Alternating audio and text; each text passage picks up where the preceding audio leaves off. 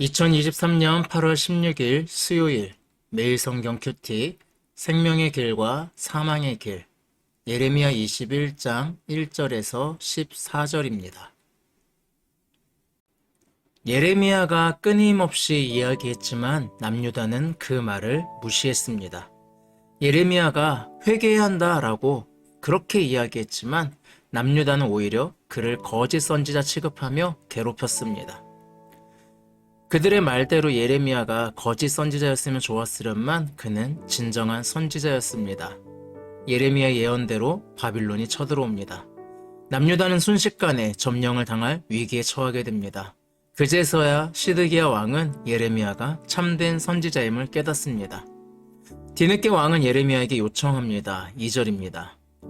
바빌론의 느부갓네살 왕이 우리를 치니 청컨대 너는 우리를 위하여 여호와께 간구하라. 여호와께서 혹시 그의 모든 기적으로 우리를 도와 행하시면 그가 우리를 떠나리라 하니. 시드기야는 히스기야 때의 기적을 꿈꿉니다. 그래서 예레미야에게 요청합니다. 마치 대선지자 이사야와 히스기야가 썼던 그 역사를 재현하고 싶었던 것 같습니다. 그래서 예레미야에게 기도를 요청합니다. 하지만 예레미야는 그 요청을 단칼에 거절합니다. 거절할 수밖에 없는 이유 5절에 나옵니다. 내가 든 손과 강한 팔, 곧 진노와 분노와 대노로 친히 너희를 칠 것이며. 예레미야는 지금 바빌론이 너희를 치는 것으로 보이지, 하지만 사실은 하나님이 치시는 거야. 바빌론은 하나님이 드신 몽둥이일 뿐이야. 하지만 나한테 이야기하니 살 방법은 알려줄게 라고 이야기합니다. 8절에서 이야기합니다. 여호와께서 말씀하시기를 보라 내가 너희 앞에 생명의 길과 사망의 길을 두었노라 너는 이 백성에게 전하라 하셨느니라. 바빌론을 무기 삼아 치는 용사는 하나님입니다. 그러니 그런 하나님께 맞서서 남는 자는 심판을 받게 됩니다. 바로 사망의 길입니다. 하나님이 치시는 것을 알고 항복하는 사람은 비록 포로로 끌려가지만 살게 될 것입니다. 바로 생명의 길입니다. 남유다 입장에서는 받아들이기 힘들었을 겁니다. 바빌론에 항복하라는 말은 마치 나라를 포기하고 때로는 배신하고 팔아먹으라는 뜻처럼 보입니다. 이것을 받아들이기는 쉽지 않습니다. 하지만 이것이 생명의 길입니다. 결은 다르지만 십자가의 길이 때로는 그렇습니다. 이해할 수 없는 길입니다. 연약한 길입니다. 말도 안 되는 것처럼 보입니다. 하지만 하나님은 예수 그리스도를 통한 생명의 길을 만드셨습니다. 사실 남유다의 죄로 인해서 바빌론에 의해 사망의 길을 걸어가는 것은 하나님이 만드신 것이 아니라 그들이 자초한 길입니다. 죄를 지은 사람이 교도소에 가는 것을 가지고 어떻게 검사나 변호사가 이렇게 잔인할 수 있냐, 어떻게 사람을 그렇게 감옥에서 괴롭게 할 수 있냐라고 말하지 않을 겁니다. 왜? 그 사람의 죄로 인한 결과이기 때문에 그렇습니다. 그건 어떤 면에서 정의의 길입니다. 죄를 짓는 사람들은 자신의 죄를 통해서 사망의 길을 스스로 걸어갑니다. 남유다가 그랬듯이 또한 인간도 죄에서 자유하지 못함으로 사망의 길을 걸어가게 됩니다. 하지만 하나님은 그 안에서 십자가라는 생명의 길을 만드셨습니다. 예수 천국, 불신 지옥, 이 말을 많이 외치죠. 이 말에 좀 잘못된 점이 하나 있는데요. 예수님을 믿지 않기 때문에 지옥 가는 것이 아니라 인간은 모두 죄에서 자유로울 수 없기 때문에 지옥이라고 하는 사망의 길을 걸어갈 수밖에 없다라는 것이 성경이 이야기하는 겁니다. 즉, 예수를 믿지 않아서 지옥이 아니라 원래 지옥입니다. 다만 하나님은 인간을 사랑하셔서 우리에게 십자가라는 생명의 길을 만드신 겁니다. 사방에 불이 나서 아무데도 피할 데가 없을 때 소방관이 피신처를 만들어냅니다. 그것이 생명의 길이죠. 십자가는 바로 그런 것이다 라고 이야기합니다. 남유다도 이 심판 속에서 생명의 길을 하나님께서 만드셨듯이 우리에게 십자가라는 생명의 길을 만드신 하나님께 감사하는 그런 하루가 되었으면 좋겠습니다. 바벨론의 침공에 멸망을 앞둔 남유다가 이렇게 된 데는 여러 가지 원인이 있습니다. 예언자들은 그것들을 수없이 얘기하는데요. 오늘 본문에서 다루는 문제 중에 하나를 다뤄보려고 합니다. 12절에서 나타납니다. 여호와께서 이와 같이 말씀하시니라. 다윗의 집이여, 너는 아침마다 정의롭게 판결하여 탈취당한 자를 압박자의 손에서 건지라. 그리하지 아니하면 너희의 악행 때문에 내 분노가 불같이 일어나서 사르리니 능히 끌 자가 없으리라. 고대 이스라엘에서 재판은 보통 아침에 했다고 합니다.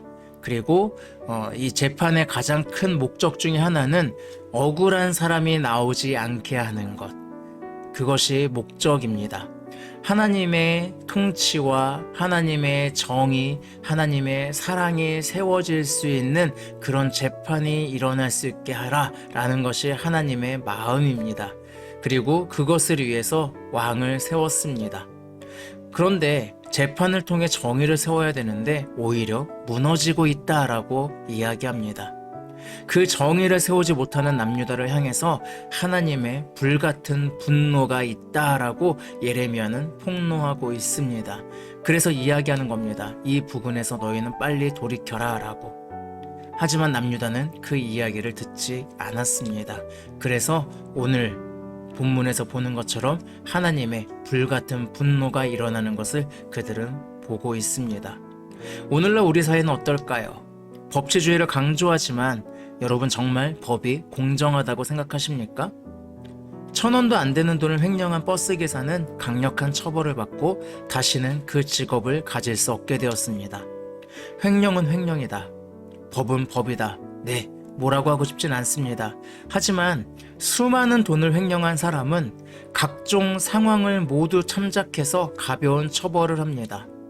특히 판사일 경우에는 무죄가 나오는 경우도 있습니다. 권력이 있는 사람은 무죄를 받고 없는 사람은 유죄인 상황들 우리는 자주 목격합니다.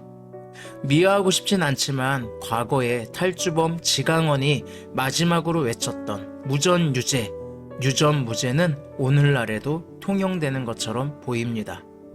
이렇게 무너진 법, 약자를 보호하지 못하고 강자만을 보호하는 법치국가가 지속될 수 있을까요? 과연 이런 국가가 행복할까요?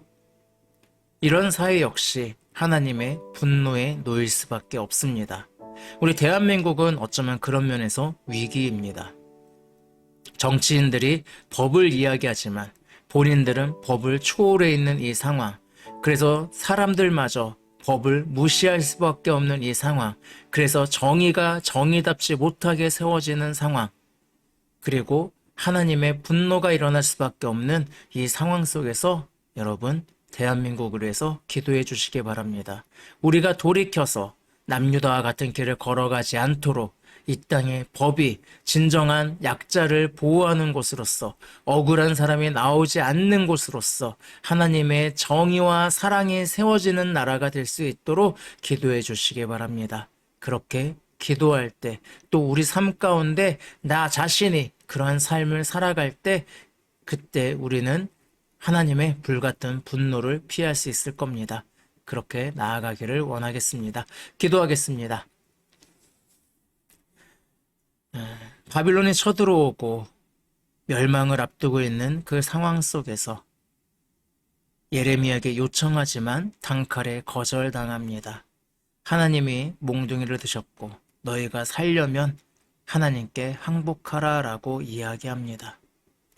우리도 우리 삶 가운데 더 이상 늦지 않을 수 있도록 하여 주시고 또한 우리 삶 가운데 여전히 생명의 길을 만드신 예수 그리스도라고 하는 생명의 길을 만드신 하나님께 감사하며 그 길을 통해서 우리가 살 수 있도록 그렇게 함께 해주시기를 원합니다. 남유다는 비록 항복하면 포로가 되는 운명이었지만 오늘날 우리는 하나님께 항복하면 포로가 아니라 오히려 자유함을 얻는 그 축복이 있사오니 그 생명의 길을 걸어갈 수 있도록 하여 주시고 또 이 땅에서 점차점차 정의가 사라져가고 있는 이 땅에서 하나님의 법이 세워질 수 있게 되기를 간구합니다. 사랑 많으신 예수님의 이름으로 기도합니다. 아멘. 오늘도 말씀 안에서 하나님과 동행하는 행복한 하루 되길 바랍니다. 샬롬.